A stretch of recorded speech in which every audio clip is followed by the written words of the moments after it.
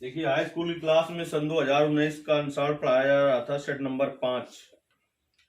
पांचवा सवाल है, कह रहा है सभी खंड कीजिए का नंबर है, निम्नलिखित रैखिक समीकरण युग्म को हल कीजिए। देखिए सबसे पहले आपको जो का नंबर सवाल है इसमें थोड़ा करेक्शन कर लेना है। 5/x + y + 1/x - y बराबर आपका 2 है, पहला सही लिखा हुआ है। दूसरा 15/x + y - 15/x - y लिखा है, तो इस 15 की जगह 5 करना पड़ेगा आपको।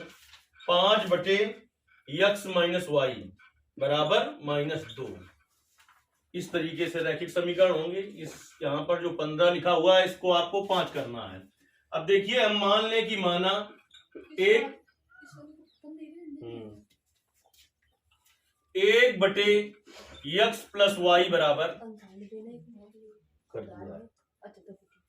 1/x + y बराबर p मान लिया और 1/x - y बराबर q मान लिया। अगर तो ये क्या हो जाएगा, देखिए 5 गुणते 1/x + y लिखा है तो क्या हो जाएगा 5p प्लस इसको क्या माना है q बराबर हो गया 2। समीकरण नंबर 1 ये क्या हो गया 15 और 1/x + y क्या माना है p, तो 15p - 5q बराबर -2। समीकरण नंबर 2। अब देखिए इसके लिए या तो p का गुणांक बराबर करें या तो q का गुणांक बराबर करें। मान लो कि यदि आप p का गुणांक बराबर करना चाहते हो तो p का गुणांक बराबर करने के लिए समीकरण 1 में कितने से 3 से गुणा करना पड़ेगा और चिन्ह समान होंगे तो क्या करना पड़ेगा घटाना पड़ेगा। अगर आप q का गुणांक बराबर करना चाहते हो तो क्या करते हैं, समीकरण 1 में 5 से गुणा कर दें और ये प्लस का 5 होगा, ये माइनस का 5 है तो जोड़ दें। तो देखिए q का गुणांक बराबर किए ले रहे हैं। समीकरण 1 में 5 से गुणा करके समीकरण 2 में जोड़ने पर, तो देखिए समीकरण 1 में कितने से गुणा करें 5 से, तो कितना हो जाएगा 25p प्लस 5q बराबर 5 दूनी 10। 15p - 5q बराबर -2। जोड़ दीजिए, इससे कट जाएगा 25 और 15 कितना होगा 40p बराबर 8। तो p बराबर कितना होगा 8/40। तो p बराबर कितना आ जाएगा 1/5। अब p का ये मान समीकरण 1 में रख दीजिए। p का मान समीकरण 1 में रखने पर देखिए p का मान समीकरण 1 में रखेंगे तो क्या आ जाएगा 5p + q बराबर 2 है समीकरण नंबर 1। और 5 गुणते p का मान कितना निकला 1/5 प्लस q बराबर 2। 5 से 5 कट जाएगा, 1 बचा इधर प्लस का, तो q बराबर आ जाएगा 2 - 1। तो q बराबर कितना आ जाएगा 1। हमें p q का नहीं x y का मान निकालना था, तो अब रख दीजिए। p बराबर कितना आया है 1/5 और p बराबर p का 1 बराबर माना था 1/x + y बराबर 1/5 कर दो गुणा। 5 बराबर क्या आ जाएगा x + y, यानी x + y बराबर कितना आ गया 5। समीकरण नंबर 3।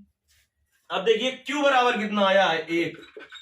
q का बराबर माना था 1/x - y बराबर कितना आ गया 1। त्रिया गुणा करना तो x - y बराबर 1 आ जाएगा। समीकरण नंबर 4।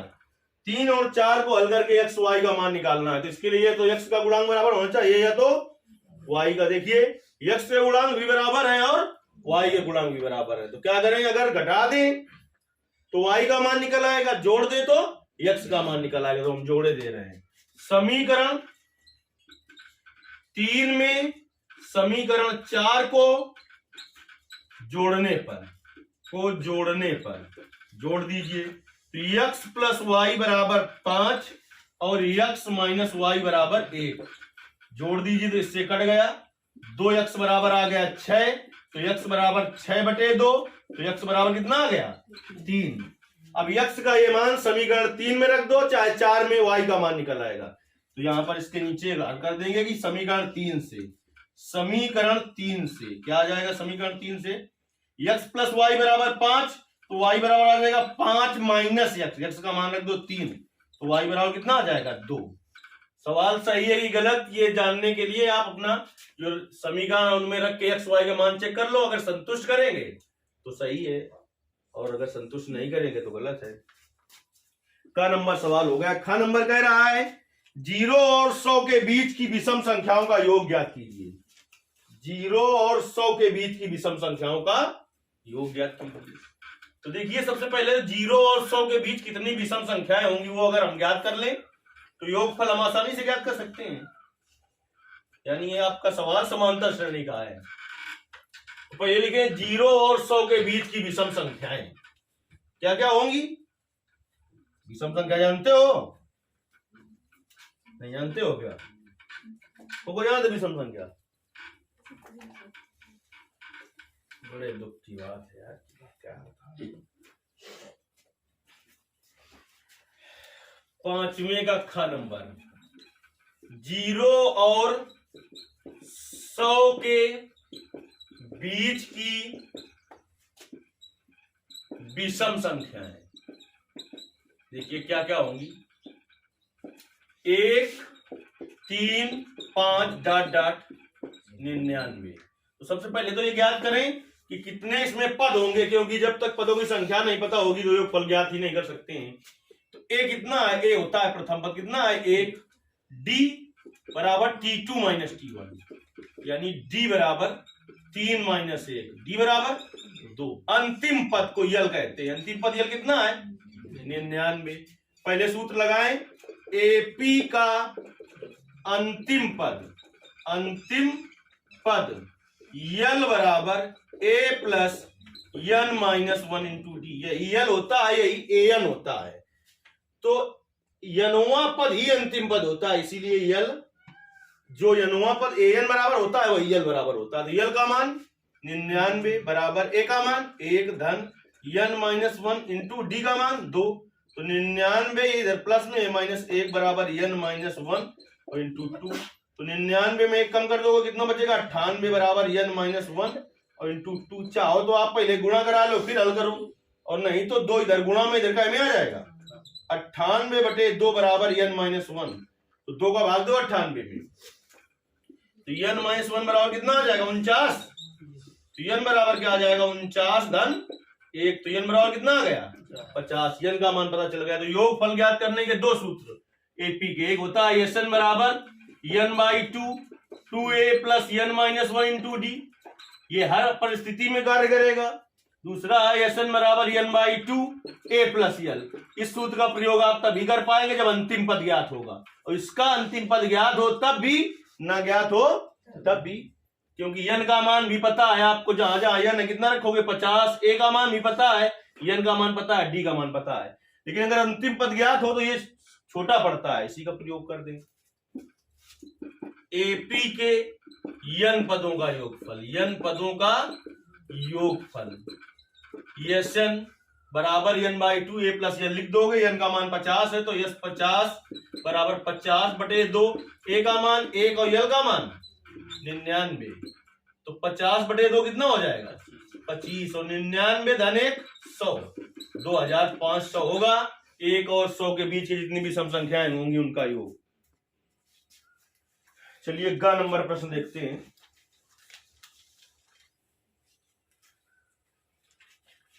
कह रहा है एक ठोस खिलौना एक अर्धगोले के आकार का है। एक ठोस खिलौना है, वो कैसा है? अर्धगोले के आकार का है, जिस पर एक लंबवृत्तीय शंकु अध्यारोपित है। किस पर क्या अध्यारोपित है? अर्धगोले पर शंकु अध्यारोपित है। इसका मतलब अर्धगोला नीचे बनेगा और शंकु ऊपर बनेगा। ये ध्यान रखा करो, किस पर क्या अध्यारोपित है। तो जिस पर अध्यारोपित हो वो नीचे, और जो अध्यारोपित हो वो ऊपर बनेगा उसका चित्र।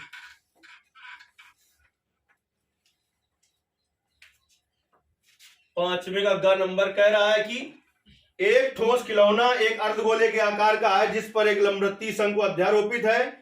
इस शंकु की ऊंचाई 2 सेंटीमीटर, आधार का व्यास 4 सेंटीमीटर है। खिलौने का आयतन ज्ञात कीजिए। खिलौने का आयतन ज्ञात कीजिए।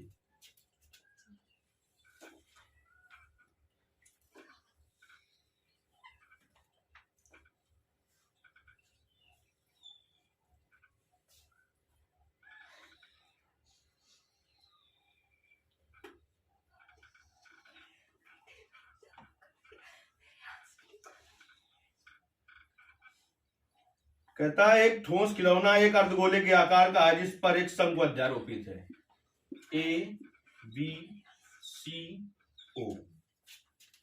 शंकु की ऊंचाई 2 सेंटीमीटर है। शंकु की ऊंचाई कितनी है 2 सेंटीमीटर। फिर इसके बाद क्या कह रहा है, आधार का व्यास, ये आधार का व्यास यहां से यहां तक कितना है 4 सेंटीमीटर। तो आधार की त्रिज्या कितनी हो जाएगी 2 सेंटीमीटर। अब देखिए शंकु की ऊंचाई कितनी है, शंकु की ऊंचाई h बराबर है 2 सेंटीमीटर। फिर इसके बाद क्या है, आधार का व्यास कितना है 4 सेंटीमीटर। तो आधार की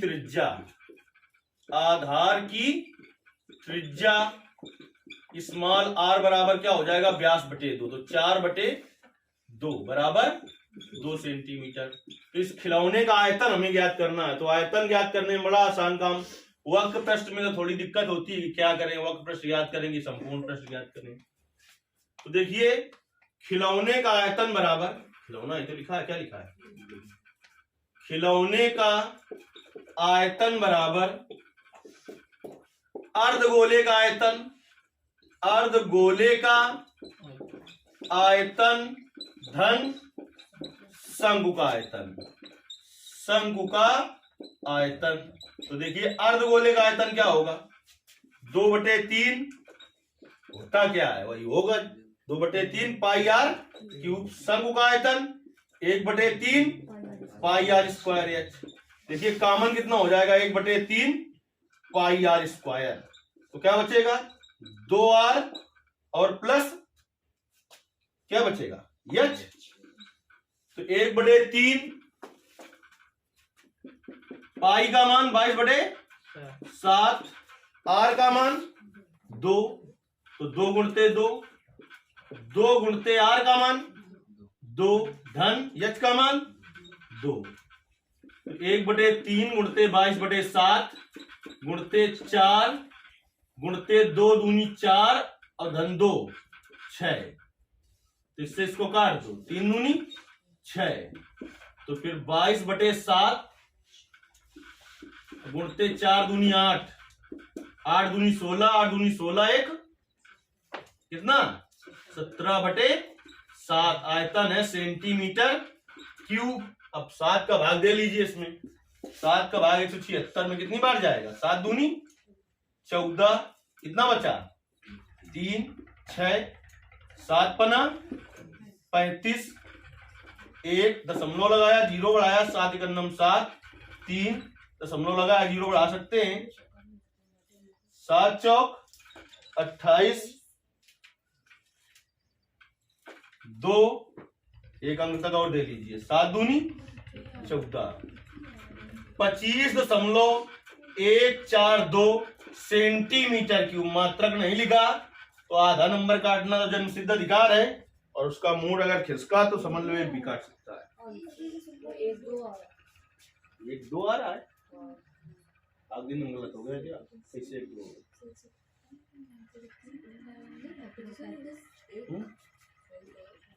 8 दूनी 16, 8 दूनी 16 17, ये भी ठीक है। 7 दूनी 14, कितना बचा 3 6, 7 पना 35, 1 बचा, 7 × 7, 3 शेष बचेगा, 7 चौक 28 सही आने दो, यही सही आंसर है। खा नंबर प्रश्न देखिए, समुद्र तल से 75 मीटर ऊंची लाइट हाउस, समुद्र तल से कई मीटर 75 मीटर ऊंची लाइट हाउस है।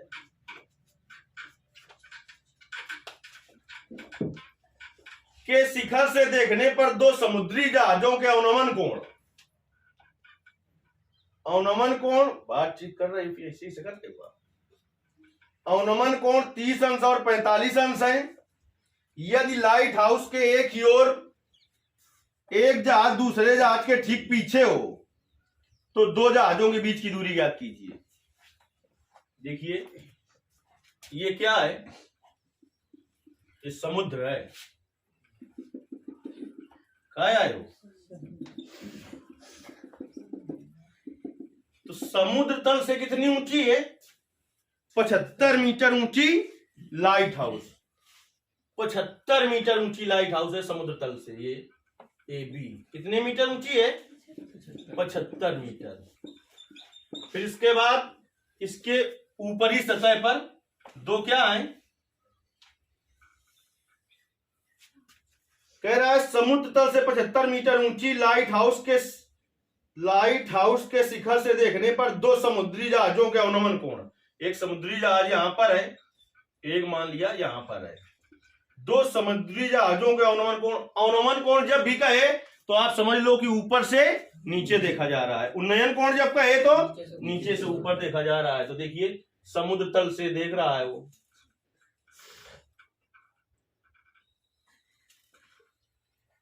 सीधी रेखा खींच लेना। समुद्र तल से देख रहा है तो इसके समांतर रेखा खींच दीजिए आप, इसको x लिख दीजिए। 30 अंश ये होगा तो 30 ये हो जाएगा। 45 अंश ये होगा तो 45 अंश ये हो जाएगा, क्योंकि अवनमन कोण कितने बन रहे हैं? 30 अंश और 45 अंश। यदि लाइट हाउस के एक ही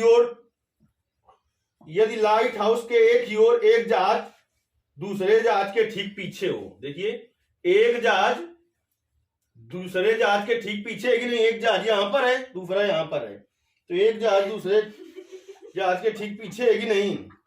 तो दोनों जहाजों के बीच की दूरी ज्ञात करना है, यानी सीडी का मान ज्ञात करना है। क्या का मान ज्ञात करना है? कौन कौन ज्ञात कर लेगा? बड़ा आसान काम है, नहीं है? देखिए चाहे अगर आप तो इसको पूरे को मान ले x1, यहां से यहां तक की दूरी जो है, और ना चाहे तो कोई बात नहीं है, इसको मान ले x2। तो आप समझ गए होगे मान हमें क्या ज्ञात करना है? x1 माइनस x2, क्योंकि दोनों जहाजों के बीच की दूरी क्या है? एक जहाज C पर है, एक D पर है, तो क्या है? CD है। तो CD बराबर क्या होगा? BC minus BD। तो BC का मान x1 और BD का मान x2। तो लिखेंगे, क्या लिखोगे? माना AB एक क्या है? लाइट हाउस है। क्या लिखा है उसमें? टेंट हाउस है, लाइट हाउस है, जिसकी ऊंचाई कितनी है? जो समुद्र तल से 75 मीटर की ऊंचाई पर है। बिंदु A से एक व्यक्ति देखता है बिंदु और C और D पर दो समुद्री जहाज हैं, तो जिसके अवनमन कोण कितने बनते हैं? 30 अंश और 45 अंश। लिखेंगे कोण XAC बराबर कोण ACB। ये कोण बराबर क्यों है? एकांतर कोण है। कोण XAD बराबर कोण ADB। क्यों कोण बराबर है? एकांतर कोण है। मान ले कि BC बराबर x1 और BD बराबर x2। तब पहले आ जाइए त्रिभुज